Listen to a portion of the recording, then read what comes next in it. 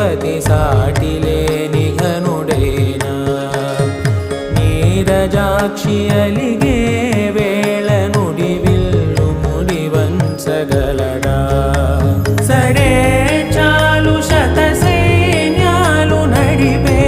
ధీరుడైనా వసుధావాణి మిథిలావేణి మది వెనుక పలుకు పలుకులెరుగగలడా